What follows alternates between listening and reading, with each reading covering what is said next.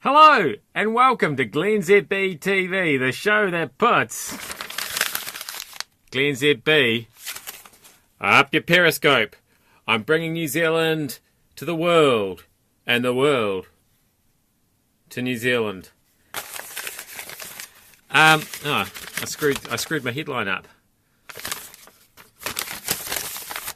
Free the Nipple protesters are going to march today. But it's not all about sex. Campaigners are walking the length of Auckland's Queen Street to demand equal rights for all genders. They want women's naked nipples and bodies to be just as accepted as men's. Apparently, people like Rihanna and Miley Cyrus are into this cause as well. I didn't really know that this was a thing, the Free the Nipple movement.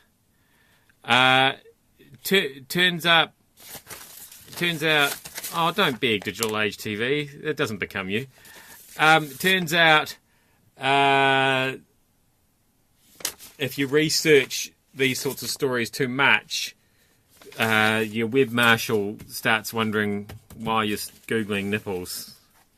And I'm just saying, that's about pretty much all you need to know about that story. Don't spend a lot of time at work Googling Free the Nipple. Now, Donald Trump. I know how you feel.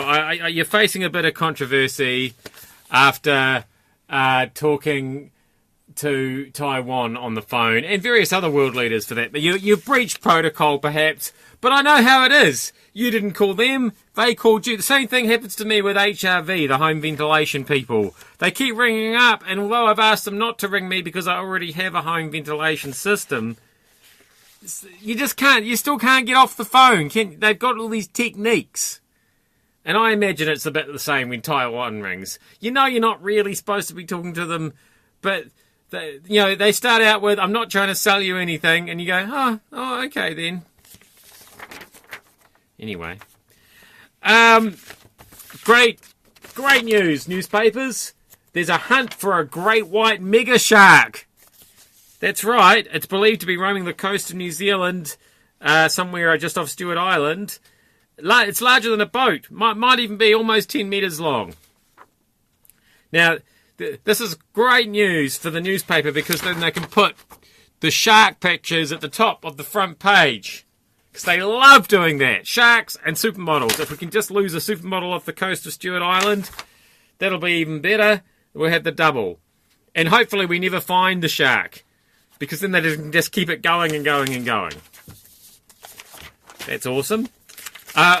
We've got some serious Harry Potter questions.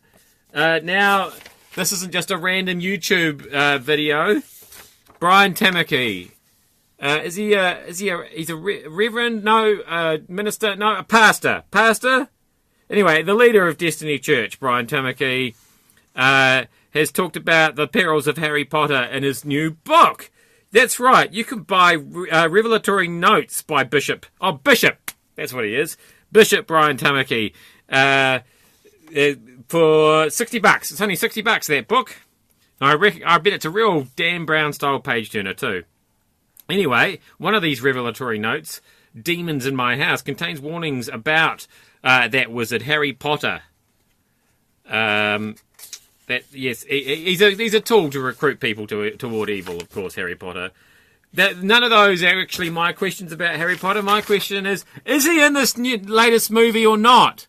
This Harry Potter movie. Is he in it? He doesn't seem to be in it. How can it be a Harry Potter movie if he's not in it?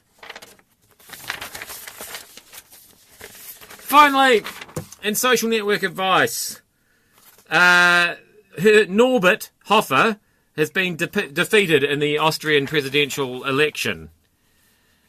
I think it's primarily because his name is Norbert. I don't think he can really vote for somebody called Norbert. Anyway, he posted his concession on Facebook, is where he conceded. Maybe that's what... Is that how Hillary conceded on election night in America? And we just missed it because we were expecting her to do a speech on that night. Anyway... So, on Facebook, he described himself as infinitely sad. Is that how you post infinitely sad on Facebook? Good luck finding that emoticon.